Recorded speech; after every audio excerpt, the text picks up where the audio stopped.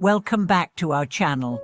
It's a pleasure to have you join us again. Today, we will explore one of the most profound teachings in Buddhist philosophy, the connection between cause, condition, and wisdom, as explained in the Lotus Sutra. This timeless text is known for its deep insights into the nature of reality, and one of the most powerful lines it contains is this: "You close the door of causes and conditions, and the door to true suchness opens." So, what does this statement really mean, and how can we use it to unlock a deeper understanding of life, enlightenment, and our own inner potential? The concept of a true suchness, or atothotos in Buddhism, refers to the essential nature of all things. It is the unchanging, pure essence that underlies the apparent chaos of the world. This teaching invites us to look beyond surface appearances and understand the true nature of reality, which is neither fixed nor permanent, but is ever-changing and interconnected. But there is a catch: one, the true nature of the world is ever-present. Our attachment to the doors of cause and condition often prevents us from seeing it clearly. These doors represent our attachment to the past, our desires, our fears, and our sense of self. They are the lenses through which we view the world, and they often distort our perception of reality.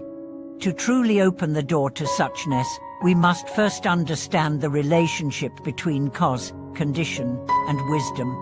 In this video, we will delve into the teachings of the Lotus Sutra to uncover the deeper meanings behind this statement and show you how it can transform your approach to life, suffering, and enlightenment. The first step is to understand that all things arise due to causes and conditions. Nothing exists independently, everything is interconnected. The Lotus Sutra teaches us that this interconnectedness is not just a philosophical idea, it is the foundation of all Buddhist practice. Our lives are a result of countless conditions, both external and internal, that have shaped our present moment.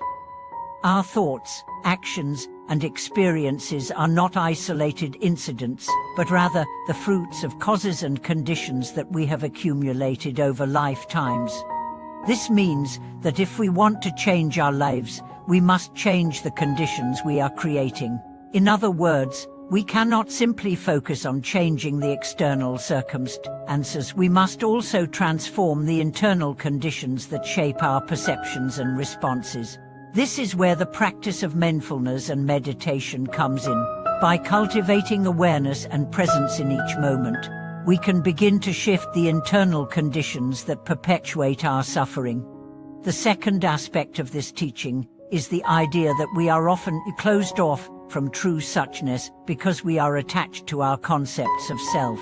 The ego, or sense of self, creates a barrier between us and the world as it truly is. When we are caught in our desires, judgments, and fears, we cannot see things as they are. Instead, we project our own conditioning onto the world, shaping it into something it is not. This is why the Lotus Sutra teaches us to close the door of causes and conditions. We must let go of our attachments and fixed ideas if we are to open the door to true suchness. But how do we do this? The key lies in the practice of letting go. When we cling to our ideas of who we are, what we need, and what we want, we create suffering.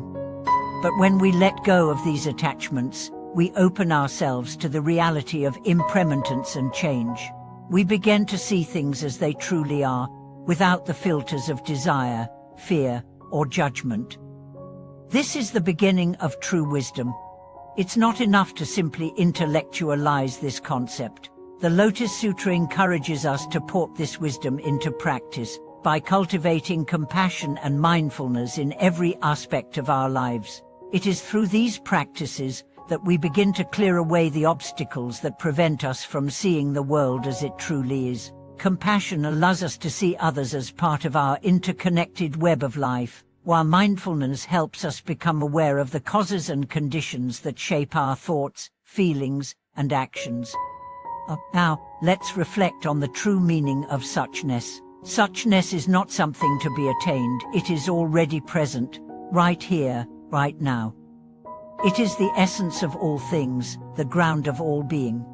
To experience suchness, we must simply let go of our attachments and open ourselves to the reality of impermanence and interdependence. We must stop grasping at the fleeting and accept the ever-changing nature of life.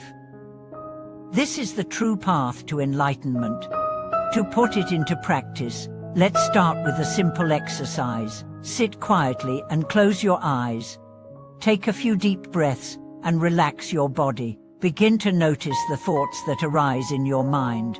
Rather than identifying with them or trying to control them, simply observe them. Let them come and go like clouds in the sky. As you do this, notice the space between the thoughts, the stillness that exists beyond the chatter of the mind. This stillness is the doorway to suchness. It is always there, waiting for us to recognize it.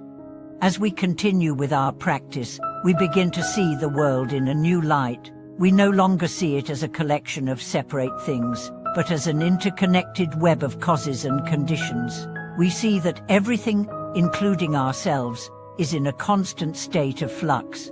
The things we cling to, our possessions, our identities, our achievements, are all impermanent.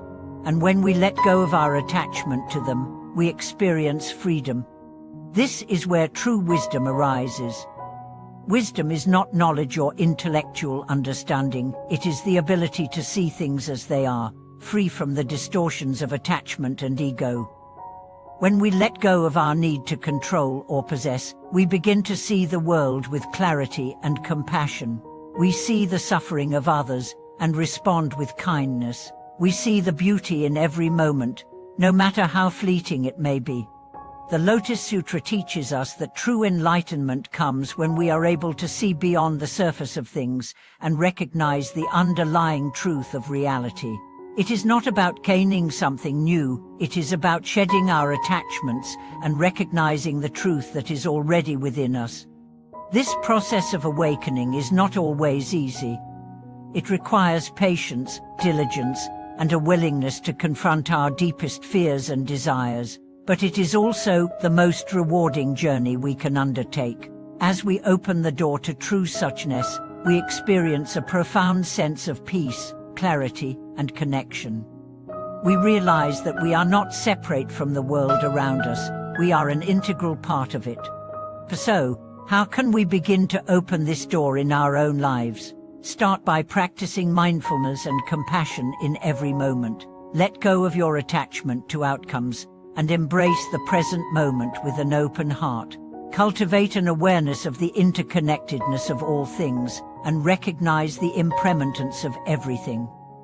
As you do this, you will begin to experience the world in a new way, a way that is free from suffering, full of wisdom, and deeply connected to the essence of life itself.